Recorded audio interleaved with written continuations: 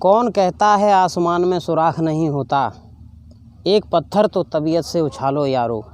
दुष्यंत कुमार की ये पंक्तियाँ जिनसे प्रेरणा लेकर के अपनी सफलता की कहानी गढ़ने के लिए निकल पड़े हैं उस रास्ते पे जिससे सफलता आनी है। न सिर्फ अपने लिए सफलता बल्कि अपने साथ और लोगों को भी जोड़ करके उनके लिए भी रोज़गार पैदा किया। नमस्कार, मेरा नाम है वीके शर्मा और आप देख रहे हैं ATS यानी एग्रीकल्चर टेक्निक एंड सॉल्यूशन।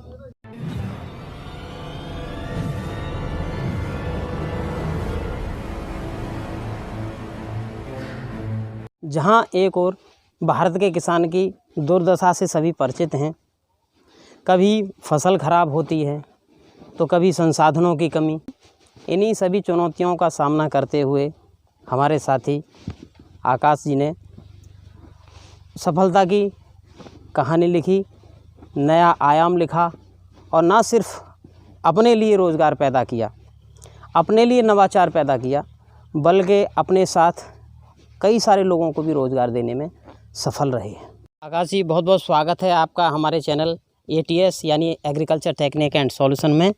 आपका भी बहुत बहुत स्वागत है। आकाश जी, हमें आप बताइए, आपने क्या सोचकर इसको अपनाया और किन किन चुनौतियों को आपने सामना करना पड़ा है? एक्चुअली में हुआ ये था कि जब मैं IFFDC संस्था में था तो हमारी एक QRM हुई थी IHITC जयपुर में।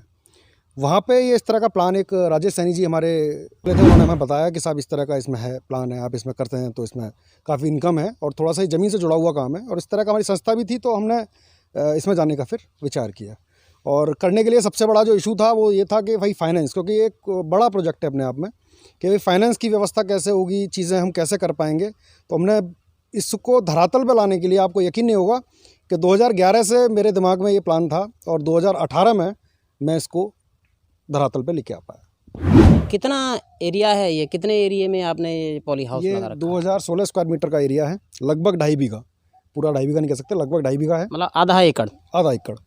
और इसको लगाने में करीब 26,70,000 रुपये का ये टोटल प्रोजेक्ट है। 26 लाख कुछ ज़्यादा नहीं है। जहाँ के भारत के युवा किसान हों या साधारण किसान हों, उसकी आमदनी बहुत कम है, तो 26 लाख का कोई प्रोजेक्ट ऐसे ही तो नहीं लगा देगा सर। अब इसमें बैंक का सपोर्ट है, सरकार की तरफ से भी इसमें काफ़ी सब्सिडी का व्यवस्था है और फिर स्ट्रक्चरिंग इस तरह की है कि आप जैसे चाहें अपनी फसल को उगा सकते हैं और उसका रखरखाव कर सकते हैं, देखरेख कर सकते हैं, लोगों के लिए रोज़गार मुहैया करा सकते हैं। कुछ लोगों का कहना है कि सब्सिडी लेना बहुत टेढ़ी खीर है, मतलब सब्सिडी बड़े आराम से नहीं मिलती है। आपकी राजनीतिक पहुंच हो या आपकी प्रशासनिक पहुंच हो तभी आप सब्सिडी ले सकते हैं, ऐसा कुछ है क्या? हाँ सर, थोड़ी समस्याएं आती हैं, इस बात से हम डिनाई नहीं करते हैं, लेकिन उस चीज़ों का कहना यह है कि जब जहाँ चाह वहाँ रहा के रास्ते खोलते हुए चीज़ें सब संभव हो जाती हैं, ऐसी कोई दिक्कत वाली बात नहीं। एक छोटा किसान जिसकी आमदनी बहुत कम है, जिसके पास ज़मीन बहुत कम है, संसाधन बहुत कम है, उसको अच्छा प्रशिक्षण भी नहीं मिला है, तो क्या वो इस काम को कर सकता है केवल अपने जुनून के बल पे?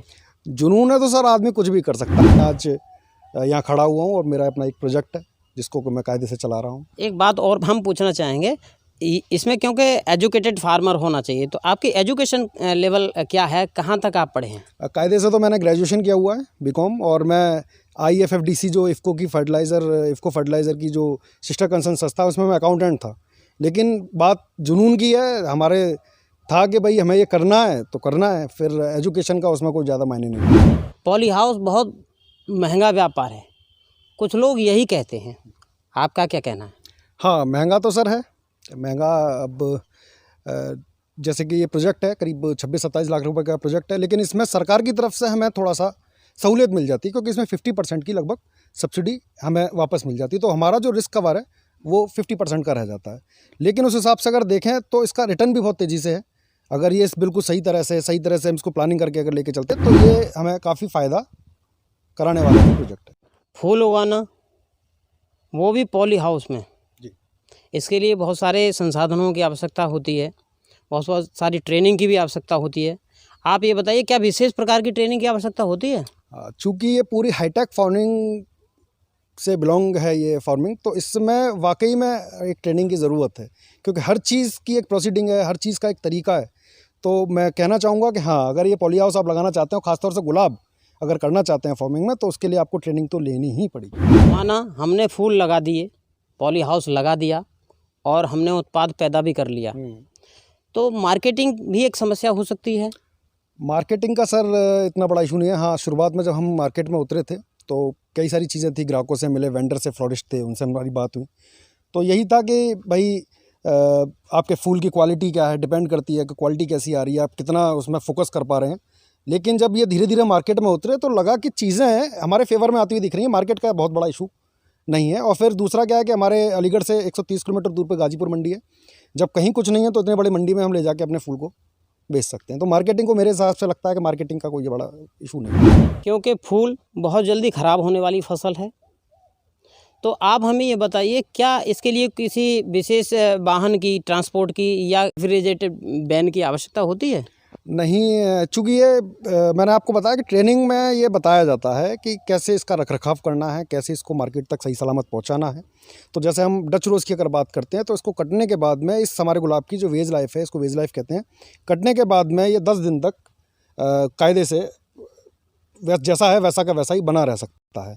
तो 10 दिन इनफ टाइम होता है मार्केट तक पहुंचाने के लिए, रखरखाव के लिए। तो ऐसे कोई दिक्कत नहीं। हाँ, गर्मियों में थोड़ी सा समस्या इश्यूज़ आते हैं क्योंकि गर्म टेम्परेचर ज़्यादा होता है। तो उस केस में आप चाहें तो एसी की व्यवस्था, एसी रूम की व्यवस्था इस तरह की कर सकते हैं। वेज लाइफ बोले तो इसका जो स्टोरेज कैपेसिटी। आकाश जी, लास्ट क्वेश्चन आपसे करना चाहूँगा। आप ये बताइए, आप इससे कितना कमा लेते हैं, मतलब अर्निंग क्या है इसकी? इसका साल अगर सारी चीज़ें टाइम से करते चलते हैं, अगर ये बिल्कुल सही थ्रिप्स और माइट्स का इसमें अटैक होता है, अगर उसको आप कंट्रोल कर सकते हैं, गर्मी और सर्दी को अगर देखते हैं तो एवरेजन ये 1 लाख रुपए महीने खर्चे निकाल करके आपको एवरेज निकाल सकता है। 1 लाख रुपए कुछ ज़्यादा नहीं है? नहीं, बिल्कुल सही है। हमारे किसानों को वो बताइए जो रियलिटी हो। मुझे भी कुछ शौक लगा है कि 1 लाख रुपए कुछ ज़्यादा है। नहीं, ये बिल्कुल सही है, रियलिटी ही है जो मैं बता रहा हूँ। लेकिन चूंकि प्रोजेक्ट बहुत बड़ा है तो जल्दी से किसान इसके लिए तैयार नहीं होता है। जोखिम भरा काम है लेकिन रिटर्न भी इसमें अच्छा आता है। सर, आप हमारे चैनल के माध्यम से किसानों को या युवा साथियों को क्या मैसेज देना चाहते हैं? मैं यही मैसेज देना चाहता हूँ कि लोग बाग रोज़गार की तलाश में अपने गांव को छोड़कर शहर में पलायन करते हैं और वहाँ जाकर 10,000, 20,000 की, 15,000 की नौकरी करते हैं। मेरे हिसाब से अगर इस तरह का प्रोजेक्ट अगर आप गांव में लगाते हैं तो आपको तो रोज़गार मिलेगा ही, साथ ही आप और भी अन्य युवाओं को यहाँ पर रोज़गार मुहैया करा सकते हैं। तो किसान भाई हैं, युवा जो लोग हैं, वो देखें, समझें, सोचें।